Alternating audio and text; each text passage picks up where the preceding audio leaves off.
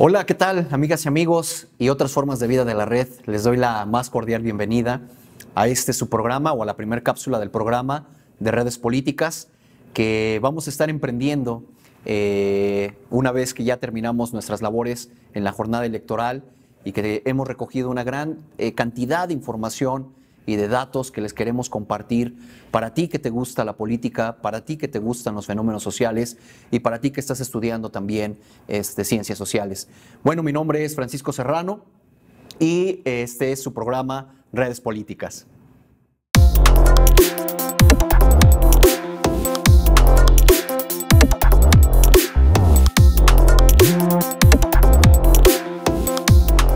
Muy bien, pues yo estoy muy contento de que me hayan escrito muchos de ustedes, porque me han preguntado cuáles han sido mis observaciones sobre el actual proceso electoral. Bueno, que ya está a punto de concluir. Y cuál es la observación que he tenido sobre el aplastante triunfo de Andrés Manuel López Obrador.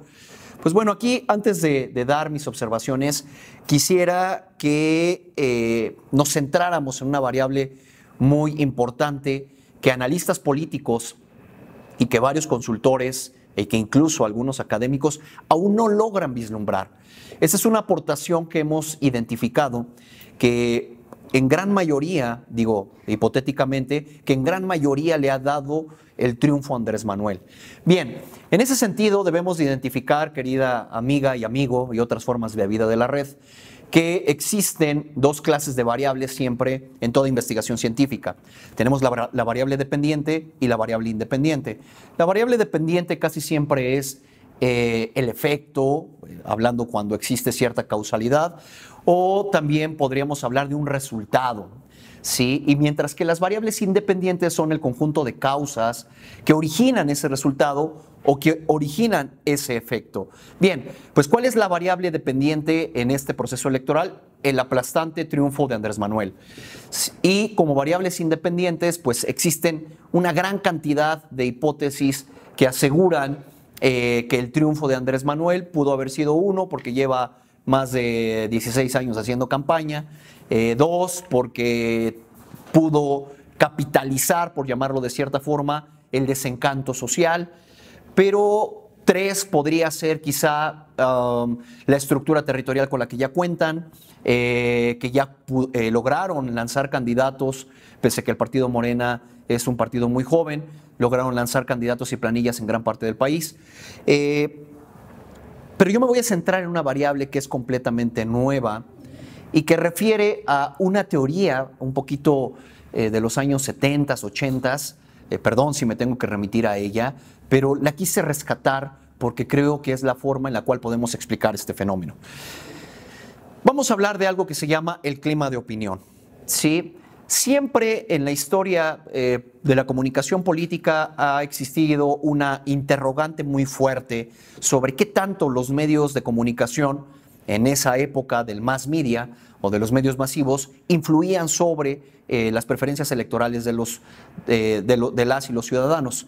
En ese sentido, yo les quiero comentar que hay evidencia empírica y hay una propuesta muy fuerte desde esta perspectiva del mass media, que los medios de comunicación únicamente refuerzan las creencias ya establecidas de los propios ciudadanos, es decir, no vienen a modificarlas.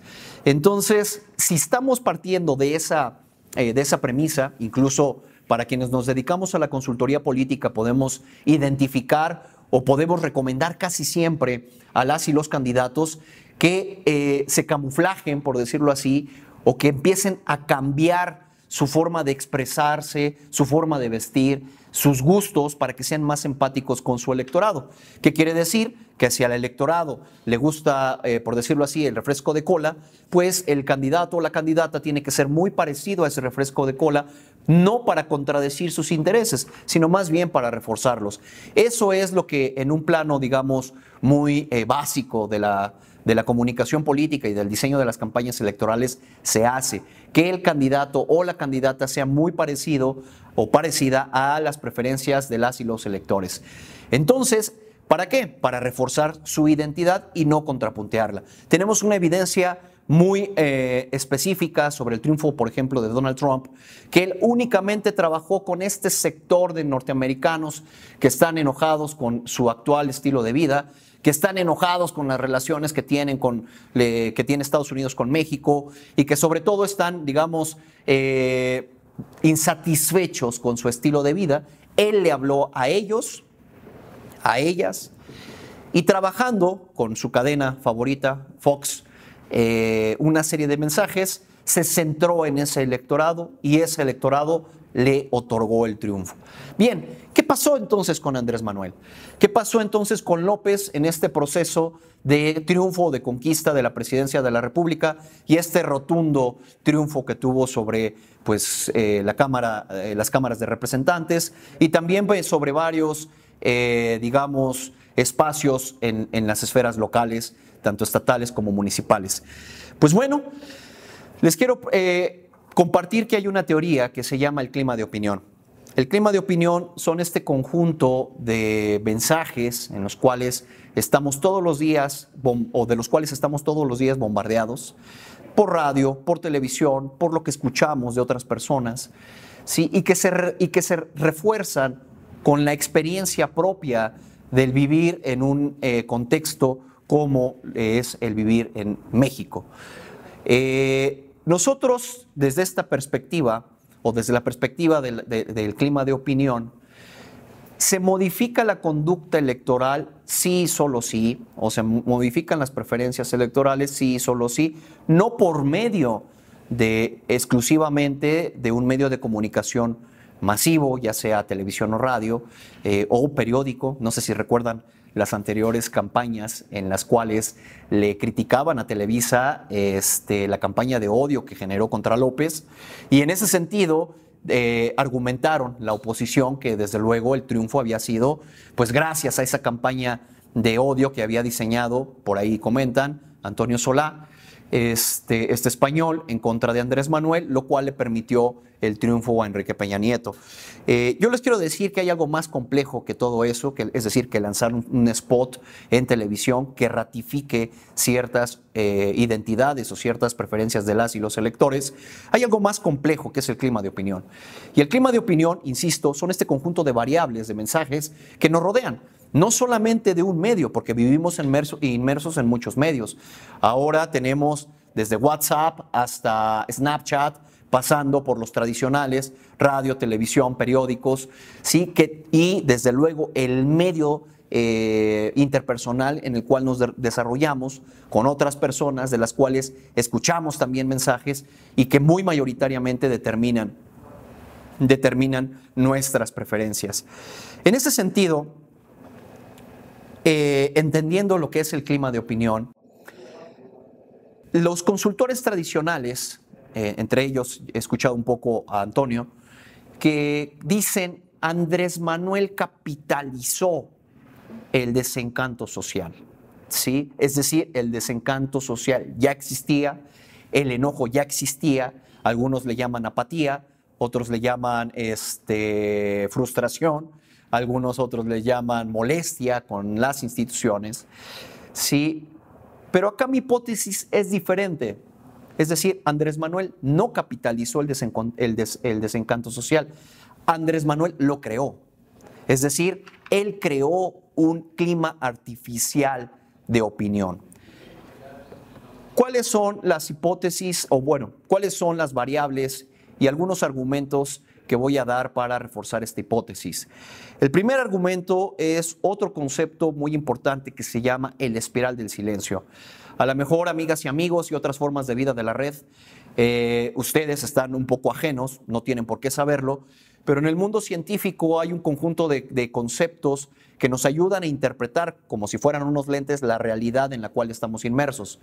En ese sentido, el espiral del silencio es un proceso muy sencillo en el cual se ha desarrollado gracias a el conjunto o a la estrategia que López implementó en los medios sociales, y que a partir de los medios sociales, sobre todo en Facebook, Twitter, logró capitalizar y permear sus mensajes a otros espacios que no cuentan con el acceso a los medios sociales o al Internet, haciendo esto como un efecto dominó. Bien, vamos a poner un conjunto de preposiciones para dar forma a este modelo explicativo. Es decir, no solamente hay que opinar por opinar, hay que dar argumentos. Y ese es mi trabajo aquí en este programa de Redes Políticas. El primer argumento es, dentro de la espiral del silencio, es un argumento racional. Es decir, que nosotros preferimos o que vamos, punto número uno, vamos a priorizar siempre ser parte de un grupo social. ¿Qué quiere decir eso? Algo muy sencillo, que nosotros vamos a orientar nuestra comunicación, ¿sí?, con tal de mantenernos dentro de un grupo social. Esto también es reafirmado por un gran neuropsicólogo que se llama Ian Robertson, que dice que los 3 grandes motores de cada ser humano es uno, el motor sexual, siempre estamos buscando tener relaciones sexuales. Por cierto, háganlo muy frecuente porque luego andan muy enojados en los medios sociales y solo contagian odio. 2, nos dice que también buscamos ser parte de un grupo. Es este segundo modelo el que yo les estoy diciendo. Buscamos pertenecer a una manada en este segundo punto. Y el 3 es buscamos dominar. Ian Robertson dice que buscamos siempre estar dominando a una persona, buscamos tener poder. Estos son los 3 grandes motores que determinan evidentemente la acción social desde la perspectiva neuropsicológica. Pero en ese sentido, quiero decirles que de la parte de la comunicación y de las ciencias sociales se retoma el segundo principio de esta propuesta. Es decir, somos seres sociales que siempre buscamos estar dentro de un grupo. Y como buscamos estar siempre dentro de un grupo, vamos a hacer cualquier cosa para poder mantenernos dentro de. Bien, esa es la premisa número 1. Buscamos estar dentro de un grupo. Premisa número 2. Para estar dentro de un grupo, necesitamos orientar nuestra comunicación para que sea empática. ¿Sí? ¿Qué quiere decir? Que vamos a hacer que el de enfrente, por medio de nuestra comunicación, se acerque o se aleje de acuerdo a como nosotros lo decidamos. Aquí están las 2 premisas fundamentales. Somos seres sociales que siempre buscamos estar dentro de un grupo. Y punto número 2, vamos a orientar nuestra comunicación y acciones para permanecer, si así es nuestro interés, dentro del propio grupo social. Como les dije, la estrategia maestra de López fue crear un clima artificial de opinión. ¿Y por qué digo un clima artificial de opinión? Porque nosotros estamos, insisto, inmersos en un conjunto de medios, inmersos en un conjunto de opiniones, inmersos en una red prácticamente tangible de personas. Y en ese sentido hay más o menos un cierto desencanto, digamos, transversal o histórico sobre las instituciones. Aquellos ideólogos o aquellos académicos que dicen es que los partidos políticos están en crisis, les recuerdo, y como bien dice el doctor Manuel Alcántara, un gran politólogo, los partidos siempre han estado en crisis desde que salieron. ¿Por qué? Porque es el espacio donde se capitalizan las relaciones de dominación, es el espacio donde se encuentra la disputa política para saber quién va a tomar las riendas del gobierno, o es el espacio donde se define quién parte el pastel. En ese sentido, yo les quiero comentar que el clima artificial creado por López fue a través de un conjunto de avatares y de un conjunto de personas trabajando y haciendo operación hormiga dentro de Facebook. Esto me falta comprobarlo, estoy buscando la evidencia empírica, estamos haciendo una serie de análisis en los medios para poder comprobar esta hipótesis. Es decir, 1, Andrés Manuel genera un conjunto, o bueno, su equipo de campaña, su War Room, un conjunto de avatares. Esos avatares empiezan a agregarte a ti en tu Facebook o te los encuentras en los espacios públicos, como en las transmisiones que hace el INE, como en las publicaciones que hace el partido de tu preferencia o el que no es de tu preferencia. Se empiezan a meter dentro de esos espacios, dentro de la opinión, dentro de esos espacios públicos en el ciberespacio. ¿Y qué sucede? Empiezan a confrontarte. ¿Sí? Esta serie de avatares empiezan a confrontar tus preferencias. Porque si bien tus preferencias, y esto estoy diciendo, punto número 1, fue una operación hormiga, es decir, no se hizo en los 90 días de campaña. Esto es un gran error que cometieron los grandes consultores políticos amigos y amigas consultores, no van a cambiar un clima de opinión en 90 días y lo acaban de ver y estoy por demostrarlo. Colegas, tienen que echarse y ponerse un poquito más las pilas porque hoy las benditas redes sociales, como les llama López, sí tienen una gran influencia y están cambiando las percepciones de las y los electores, como creando microclimas de opinión, creando climas de opinión alternativos que tienden a cambiar o que tienden a dar un triunfo aplastante, en este caso, al candidato de Morena. Bien, te empiezan a confrontar. Tienes dos opciones. La primera es callar y la segunda es confrontarlos.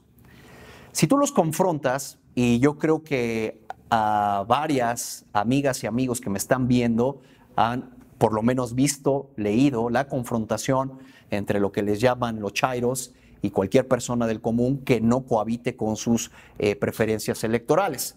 Han visto que los ataques son desgarradores, que prácticamente los ataques son excluyentes y que los ataques no están orientados a generar acuerdos, sino están orientados a demostrar quién tiene la razón, a imperar, a posicionar un mensaje sobre todos los demás. Y aquí es lo interesante, aquí es cuando entra un tercer concepto que es prácticamente plausible, que es el espiral del silencio. Bien, cuando alguien te confronta y esta persona que te confronta lo hace de manera agresiva, da a entender que tiene cierto nivel de razón, aunque no lo tenga. Ejemplo de ello es, por ejemplo, la cuestión del petróleo. Realmente los precios del petróleo están pues ligados a una economía global que no solamente está determinada por el presidente de la República. Las reformas estructurales que se dieron a inicios del sexenio del actual presidente también están encadenados a una demanda global. Es decir, las cosas no se dan de una sola persona y queridos amigos disidentes que ahora ya van a ser parte del esquema oficialista, bienvenidos al oficialismo, ya no van a ser los críticos del sistema, ahora ya son parte del sistema y de hecho es una gran mayoría, lo cual yo celebro, ya son los oficialistas, amigos y amigas oficialistas, déjenme decirles que hay una dimensión muy profunda de las cosas, que los problemas políticos y sociales no se explican cambiando a una persona dentro del gabinete y lo vamos a ver en este sexenio.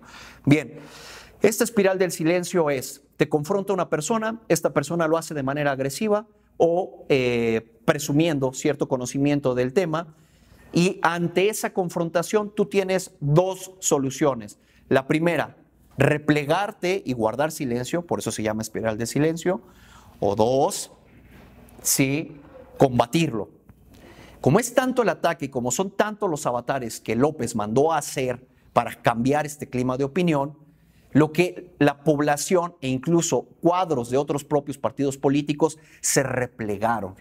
Y al replegarse, es decir, guardar silencio en esta dialéctica de comunicación, en esta dialéctica de intercambio de mensajes, el mensaje ganador ante un clima de silencio o ante una espiral de silencio son las verdades que López logró insertar una a una y su equipo una a una, para ir amedrentando la visión de las instituciones, para ir amedrentando la visión que se tiene sobre el presidente, no sobre la presidencia, quiero pensar, para ir amedrentando una a una lo que él, para sintetizar con el electorado, le llamó el PRIAN, ¿sí? Y gracias a esa operación hormiga, durante más de 12 años, por medio de mensajes y discusiones en el ciberespacio, lograron modificar las preferencias electorales.